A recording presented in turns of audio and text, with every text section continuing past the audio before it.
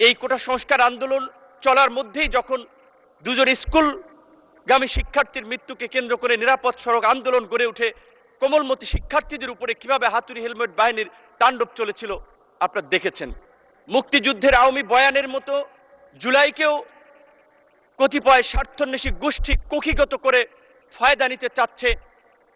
অন্তর্বর্তীকালীন সরকারের সময় নিয়েছে, আমরা তাদেরকে স্মরণ করে দিতে চাই, কোনো কিংস পার্টি গঠনের জন্য এদেশের ছাত্র জনতা রাজপথে নেমে আসে নাই, জীবন দেয় নাই।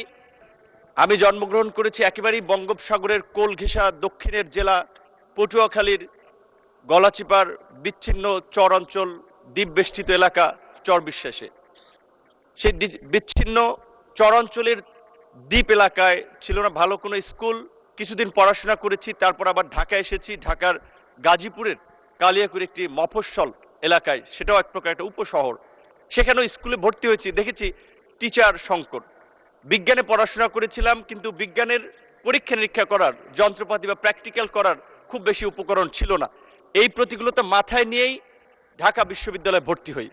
অনেক স্বপ্ন এবং আশা নিয়ে ঢাকা বিশ্ববিদ্যালয়ে ভর্তি হয়ে যখন দেখি হলের একটি সিট পাওয়ার জন্য এক প্রকার আধুনিক দাস প্রথার মতো রাজনৈতিক দলে লেজুর ভিত্তি করতে হয়, তখনই ভেবেছিলাম এই প্রথার পরিবর্তন দরকার।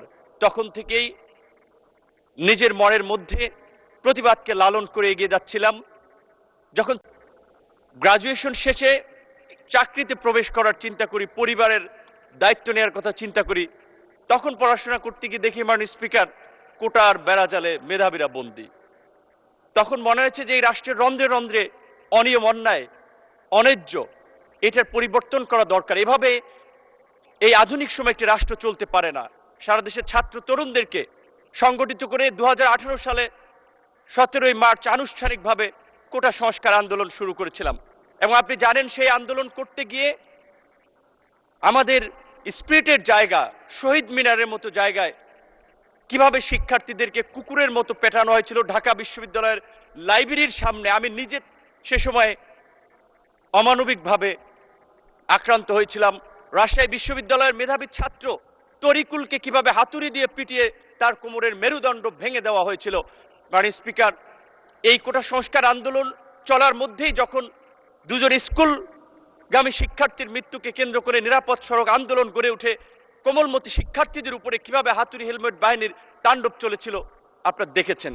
মাননীয় স্পিকার, আজকে জুলাইয়ের কথা বলা হচ্ছে, মুক্তিযুদ্ধের আওয়ামী বয়ানের মতো জুলাইকেও কতিপয় স্বার্থান্বেষী গোষ্ঠী কক্ষিগত করে ফায়দা নিতে চাচ্ছে।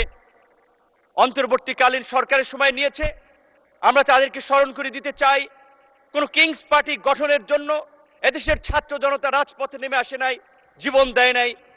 ফ্যাসিবাদের বিরুদ্ধে দীর্ঘ 1.5 দশকের লড়াই সংগ্রাম, তারই ধারাবাহিকতায় জুলাই তার উৎকৃষ্ট উদাহরণ। আমরা আজকের এই বিরোধী দলের নেতৃবৃন্দ, মাননীয় স্পিকার, আমি শুধু 2-3টি নিউজ লিঙ্ক আমাদের বন্ধুদের উদ্দেশ্যে পড়ে শোনাতে চাই, আমাদের সংসদ সদস্যের উদ্দেশ্যে, যেটা গতকালকে আমাদের একজন মাননীয় সংসদ সদস্য জনাব আন্দাল ইব্রাহিম পার্থ তার বক্তব্যে বলেছেন, আমরা যে গত 17 বছর লড়াই সংগ্রাম করেছি, দেশের মানুষের মুক্তির সংগ্রামকে এগিয়ে নিয়েছি, আমরা সেটি জেনজির সাথে, তরুণ প্রজন্মের সাথে কানেক্ট করতে পারছি না, যার ফলে তারা হয়তো সঠিক বিষয়টা জানছে না।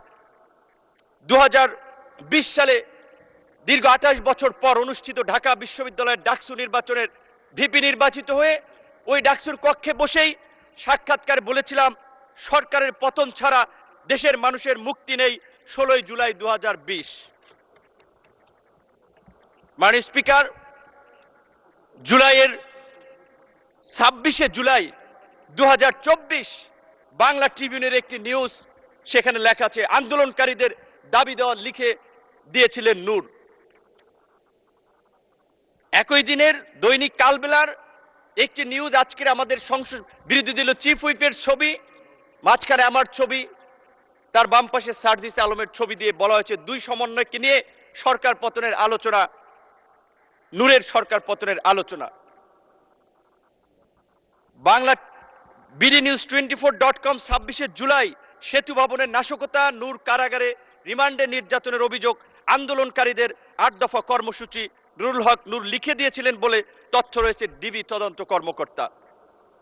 2 আগস্ট 2024 আদালত প্রাঙ্গণে নূর সরকার পতনে 10% ধাক্কা দরকার, প্রশাসনের আন্দোলন ঢুকে গিয়েছে। শুধু এই কথাগুলো তাদেরকে এই কারণে স্মরণ করিয়ে দিয়েছি, আমরা যে লড়াইটা করেছি, আমরা যে সংগ্রামটা করেছি, এই সংগ্রামের পেছনে কত মানুষের অবদান, কত মানুষের ত্যাগ, সেটি আমাদের তরুণ বন্ধুরা হয়তো জানে না। তারা হয়তো মনে করেছে ফুটবলের 90 মিনিটের খেলায় হয়তো চান্সে কেউ 5 মিনিটে গোল দিয়ে দিয়েছে, তারা ভেবেছে আমরাই সেরা খেলোয়াড়, কিন্তু তারা খেলোয়াড় নয়। মাননীয় স্পিকার, এই জুলাইয়ের 12ই জুন 2024 আনুষ্ঠানিকভাবে যুগপৎ আন্দোলনের বৈঠকে বিএনপির গুলশান কার্যালয়ে আজকের বিএনপির মহাসচিব এবং একই সাথে স্থানীয় সরকার মন্ত্রী জনাব মির্জা ফখরুল ইসলাম আলমগীর, অর্থ পরিকল্পনা মন্ত্রী জনাব আমির খসরু মাহমুদ চৌধুরী সহ অন্যান্য আমাদের প্রতিনিধি দলে যারা ছিলেন, তাদের সাথে আলোচনায় বলেছিলাম এই ছাত্র আন্দোলনের স্ফুলিঙ্গ বারুদের মতো জ্বলে উঠবে, এই ছাত্রদের পাশে থাকতে হবে, আপনারা ছাত্র দলকে সেইভাবে নির্দেশনা দিন। তারা সবসময় আমাদেরকে বলেছে তোমরা যখন যেভাবে সহযোগিতা চাও ছাত্রদল প্রস্তুত থাকবে। ভারতের শিলং অবস্থিত সালাউদ্দিন আহমেদ, আমি তাকে রেসপেক্ট করি, তার সাথে যে কয়েকবার কথা বলেছি অত্যন্ত বিজ্ঞ লার্নেড মানুষ মনে হয়েছে। রাতে প্রায় তার সাথে কথা হতো 10 মিনিট 20 মিনিটের মতো তিনি দেশ জাতি তরুণ প্রজন্মের দায়িত্ব নিয়ে কথা বলতেন। ঢাকা বিশ্ববিদ্যালয়, একই বিশ্ববিদ্যালয়, আপনিও একই হলের, সেও সিনিয়র, সেই সুবাদে তার কাছ থেকে পরামর্শ নিতাম। এই জুলাইয়ের মধ্যেও তার সাথে এমনকি এই 8 দফা যেটি আমি লিখে দিয়েছিলাম আমার আন্দোলনকারী বন্ধুদেরকে, সেটিও সালাউদ্দিন আহমেদের সাথে পরামর্শ